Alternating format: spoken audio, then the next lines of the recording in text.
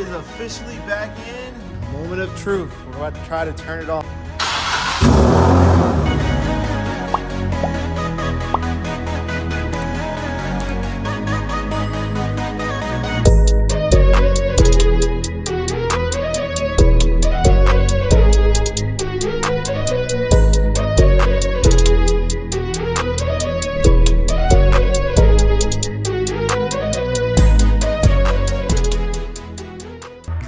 What is up, YouTube? It's your boy Speedy46 coming to you with another video, and in today's video we are finally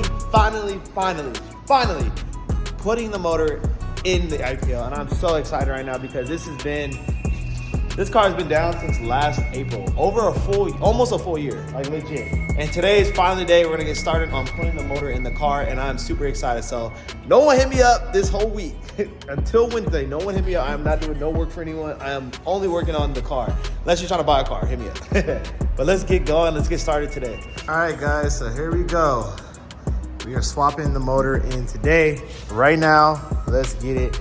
So I'm gonna turn the car on because it still turns on. Obviously, I just have a really bad rod knock. Cause spun a bearing. So we're gonna put it on the lift right now. Turn the car on really quick. I have to always disconnect my negative terminal just because my bags wear out the battery. But yeah. All right, let's get right into it. So quick update. So we already got the wiring harness out of the inside compartment, the passenger side compartment. We disconnected from the ECU. So we got this laid down.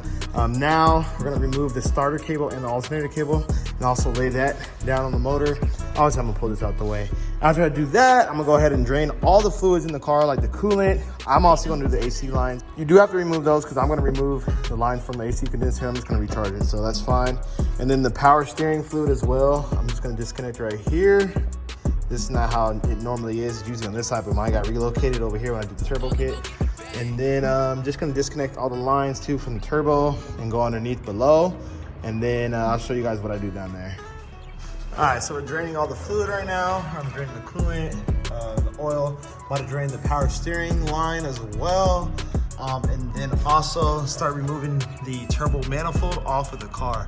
And I need to make sure I polish this up and get some of this rust off because that is ugly. Can't be having that, man. Quick update, got the oil cooler line removed, got my oil drain line from the turbo removed, got the oil feed line removed too. I ended up chopping the power steering line because this shit is so tight that I'm not gonna get it off. I'm just gonna replace this whole line together. So did that to drain the power steering fluid. And then underneath, what we're gonna go ahead and do is just remove all the turbo piping from the turbo manifold. To remove all this, remove my exhaust, and then remove the drive shaft as well. I'm gonna leave the tranny hooked up to it because I'm dropping the whole motor, and I'll just disconnect it later. So, but yeah, it should be cool. All right, guys, so it's now actually the next day. I want to show you guys everything that I got off yesterday. The motor should be able to drop today for sure. But basically, we removed the rotor, disconnected the AccuBona brake, also disconnected the upper control arm right there, okay? And also disconnected the strut from right here, right there. All right, so we disconnected my oil cooler lines, okay? We also disconnected, so this is actually for my oil drain line from the turbo. We disconnected that, and also the oil feed line, which is right here. We took that off. And just to show you guys everything on top, we removed this radiator hose that goes to the motor. I'm just getting the turbo, obviously. Disconnected the fuel line that goes to the fuel rail. The evap that goes to the evap right here. Disconnected the heater hose, and then over here there's another heater hose as well, where I disconnected it right. It's kind of hard to see right there. That's where I disconnected it at. I disconnected the AC lines because I'm just gonna leave the AC condenser on there. I'll refill it later. So this one, and then also the lower one, we disconnected it. All right. What else? Obviously the power steering, the top one, which is right here. All right, don't forget the grounds right here. I'll put the screws back, but the grounds, which are right here, don't forget that. You will break that. We removed the brake booster as well, okay, which is this big one. Obviously the engine harness, the starter cables that go off of this, the starter and alternator cable right there. Quick snag, I thought I was gonna be able to drop the motor with the turbo downpipe in there, but no. Basically when I kept dropping the motor, it would get stuck right here. So I basically did have to take the downpipe out. I remember when I was installing it, I did need 2 people to put the downpipe in. So taking it out was a kind of a pain in the ass, definitely to do, but we got it out. Now the motor should just drop.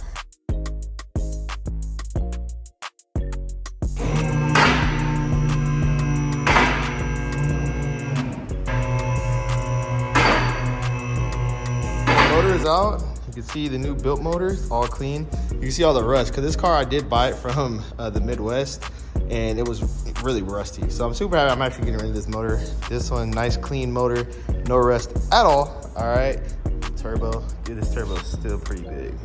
For sure should hit 700 with that. So we got the wiring harness off, and I went ahead and I just marked a few of the things, like a few of the wires. Like I know what they are, but you just want to be safe. So the ones that I kind of was a little iffy about, if I would remember or not, I just marked them. But we got it completely off. Now we're gonna start transferring everything over. Already got the spark plugs in there, fuel rail, all that stuff. But now I gotta start taking all this stuff off and transferring over there. And then, yeah.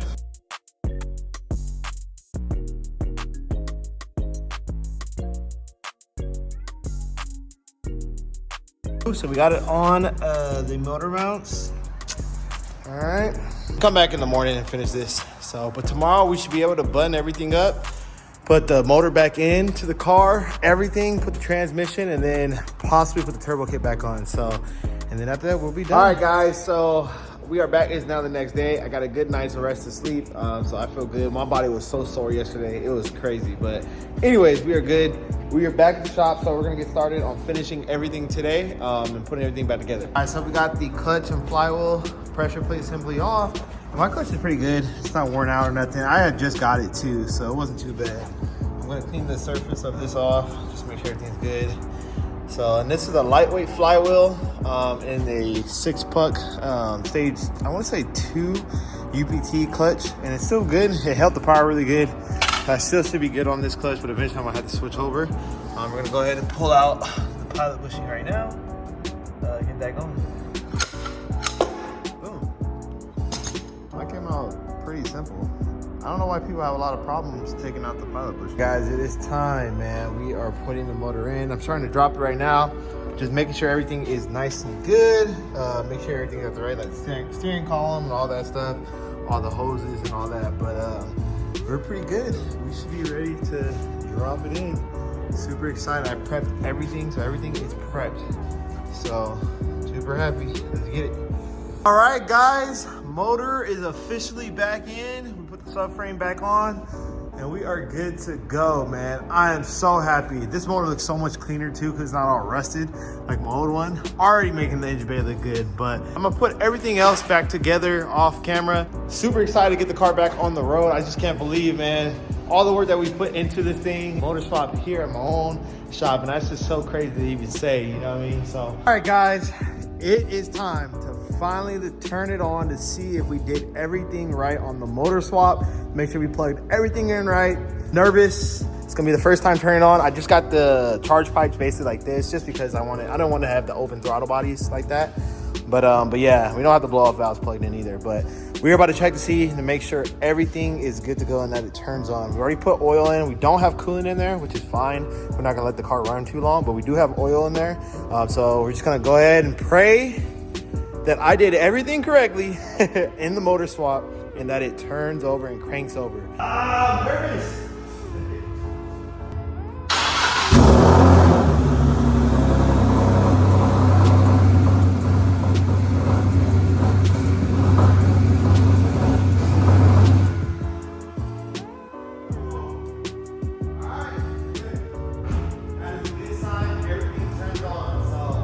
Go ahead and start putting everything completely back on the car. We should be good. All right, so now that we know it cranks, we're gonna go ahead and put everything back on the car, and we should be good, and I'll be able to actually let it sit. And I gotta bleed the clutch too, because it keeps dropping to the ground. It's like I lost my slave cylinder. But yep, other than that, we're good to go. And I cleaned up so much stuff in here from the first time I installed this kit. Like, I made it so much better this time going around, so I'm really proud of myself. So, but yeah, let's go ahead and put everything together. Car is on, motor is good. Everything's good. I have an exhaust leak down below that we're gonna get fixed. I'll show you guys. But other than that, we are good. We're good. Car's good. We're about to bleed the system and air get out of the system. Let's just let it run, and I'm also gonna turn on the put the power swimming fluid in here too. But all right. All right. So just checking everything underneath the car. Let me show you. So basically, right here, I've had a exhaust shop weld this up before, and honestly, when you take it on and off the kit, it's not gonna be perfect every time. So this time, I'm gonna have them just chop this off, or maybe just chop the piece off right here and put like a flex pipe. That way, it can move with the pipe itself when you're trying to align it, because this is just, it's not working. So this is where it's leaking at. But other than that, everything else is good on the kit. We're good to go. So yeah. All right, guys. So that's actually gonna do it for the video. Make sure you guys leave a thumbs up on the video if you enjoyed it, and make sure you guys are turning on your post notifications, because that actually helps the channel, because you're gonna be able to see my videos whenever I post them. It's gonna help us grow, you know. That's gonna do it for the video, guys. Make sure you guys stay tuned. Definitely got more content coming soon, and I'll catch you guys in the next one. Peace.